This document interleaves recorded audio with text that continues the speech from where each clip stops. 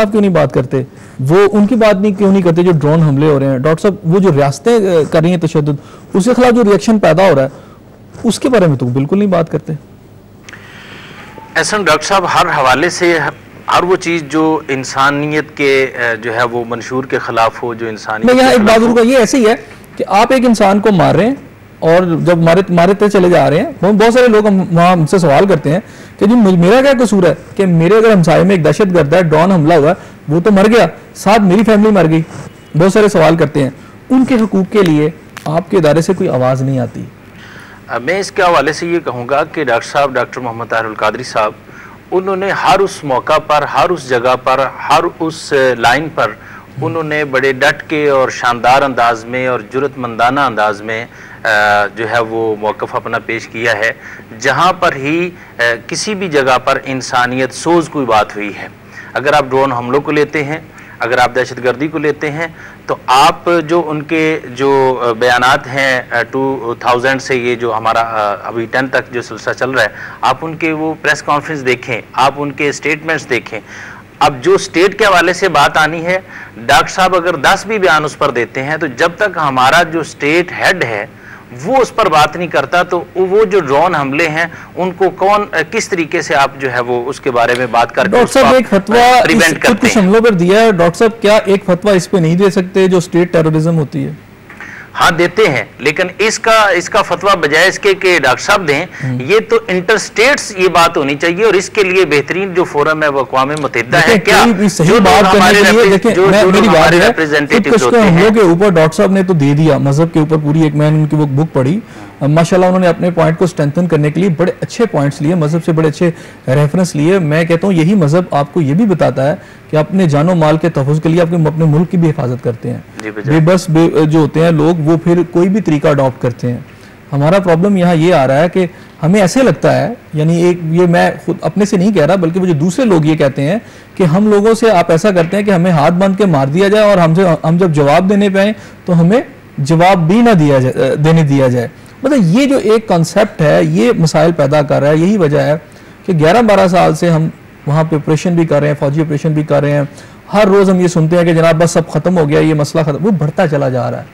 वो लोग बात नहीं सुन रहे आपकी, इस बारे में बताएं।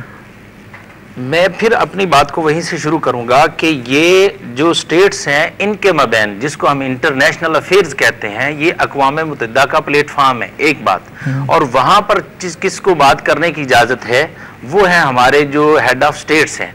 इसमें हमारी गवर्नमेंट है, इसमें हमारे हेड ऑफ स्टेट्स हैं, और फिर ये जो जिस तरीके से एक पूरी बरादरी है बैन अल-अक़वामी, जब वो वार अफेयर्स डिस्कस करते हैं, अगर आप मुझे बात करने की इजाजत दें, वो स्टेट से पूछ के देंगे। नहीं, मैं फिर ये अर्ज करता हूँ कि हर स्टेट का अपना जो है कॉन्स्टिट्यूशन होता है और फिर एक इंटरनेशनल कॉन्स्टिट्यूशन है।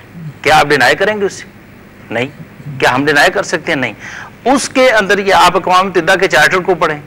अब जब एक इंटरनेशनल एक पावर जो बन के तो वो अक़वाम मुत्तहिदा के चार्टर को ही डिनाई कर रही है, उसकी वो वायलेशन कर रही है, तो मैं ये पूछता हूं कि वो जो सैकड़ों ममालिक हैं, क्या उनके मुंह में जुबान नहीं है कि वो वहां पर आकर कहें कि पाकिस्तान के साथ जो सुपर पावर क्या एक जो है वो रोल प्ले कर रही है? डॉक्टर साहब को अगर हम अपनी स्टेट के हवाले से देखते हैं तो being a scholar, being a दानिश्वर, being a man of letter, उनकी इस पर स्टेटमेंट्स हैं कि ये जो कुछ हो रहा है ये गलत हो रहा है, लेकिन ये देखें कि हो कहां से रहा है और किन के खिलाफ हो रहा है और क्यों हो रहा है, व्हाट आर द रीजंस। तो हमें रूट काजेज पर जाते हुए देखना होगा कि 90s में और 80s के जो 2 अशरे गुजरे हैं उनमें बैन अल-अक़वामी सतह पर पाकिस्तान पॉलिटिकली और वार फेज के हवाले से जो अफगान वार हुई उसमें कहाँ स्टैंड करता है।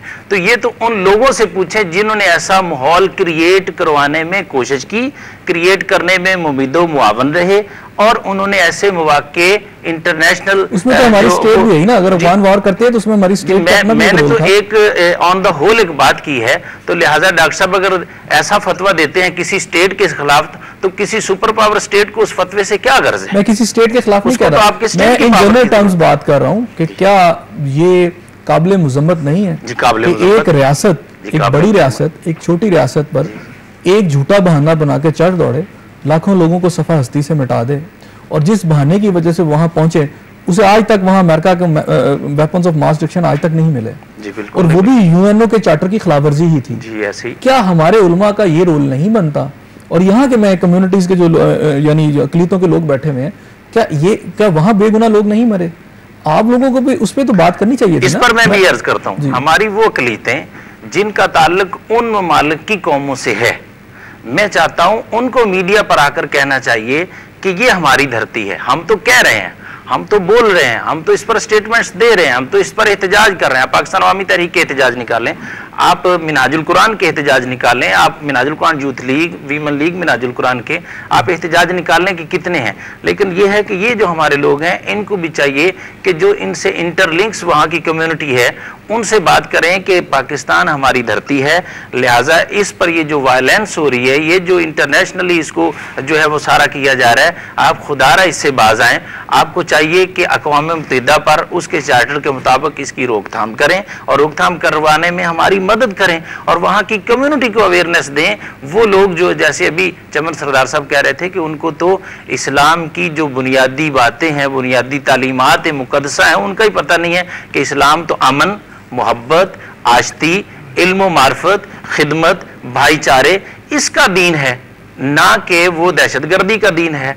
इस्लाम हर उस इस्लाम को जब हम ये देखते हैं तो इस्लाम दो चीज़ें फरमाता है कि जब आप किसी पर बिला वजह आप जो है वो जबर ना करें, लेकिन जब कोई चल के आ जाए आपके पास जबर करने के लिए, उस पर आपको डिफेंस करने का पूरा हक है। राइट, इन्होंने बात की कि जबर से कोई चल के आ जाए फिर आपको डिफेंस करने का हक है। मैं आपसे भी पूछूंगा, देखिए खून तो सुर्ख रंग का होता है, वो हर इंसान का एक है, चाहे वो हिंदू का है, सिख का है, मुसलमान का है, सबका एक है। और नाहक कत्ल दुनिया के किसी खित्ते में किसी जगह पर भी किया जाए वो नाहक ही है। आप यहाँ हैं मौजूद, यहाँ पर कोई भी अगर क्रिश्चियन की किसी की डेथ हो, नाहक हो, किसी हिंदू की हो, किसी सिख की हो, किसी मुसलमान की हो, ये कंडेमनेबल है, काबिल मुज़म्मत है, बिल्कुल है, और ऐसा नहीं होना चाहिए।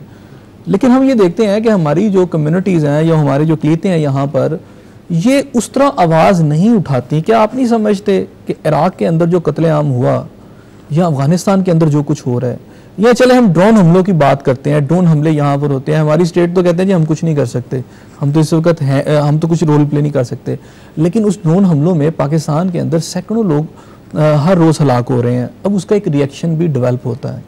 तो क्या आप लोग ये नहीं समझते कि इनके सदे बाप के लिए भी ख़ास तौर पर आपका रोल बड़ा इंपॉर्टेंट है? आप एज ए हिंदू जब आवाज़ उठाते हैं तो इंडिया तक सुनी जाती है, आप एज ए क्रिश्चियन बात करते हैं तो पूरे यूरोप अमेरिका तक सुनी जाती है, ये बात करते हैं तो दोनों स्टेट्स में सुनी जाती है। आप अपनी सतह पे वो आवाज़ क्यों नहीं उठाते? हम आवाज़ उठाते हैं, क्यों नहीं उठाते? क्योंकि ये हमारी धरती माँ है। सबसे पहले मैं ये कहूँगा कि जो हमारी मजहबी तालीमात हैं या हमारे जो नसाब यहाँ पर चल रहे हैं, उसमें हमारा जिक्र तक नहीं है। निसाब में तब्दीली आनी चाहिए, क्योंकि जब निसाब में तालीम हमें दी जाएगी, हमारे बच्चों को तालीम दी जाएगी, दूसरे लोग हमारे मज़हब का मुतालिया करेंगे और उनको पता चलेगा कि इनका मज़हब क्या कहता है। ठीक है, यहाँ से एक छोटा सा ब्रेक लें। नाज़रीन, वक्त हुआ एक दफ़ा फिर एक छोटे से ब्रेक का, हमारे साथ रहिएगा, मिलते हैं आपके साथ ब्रेक के बाद।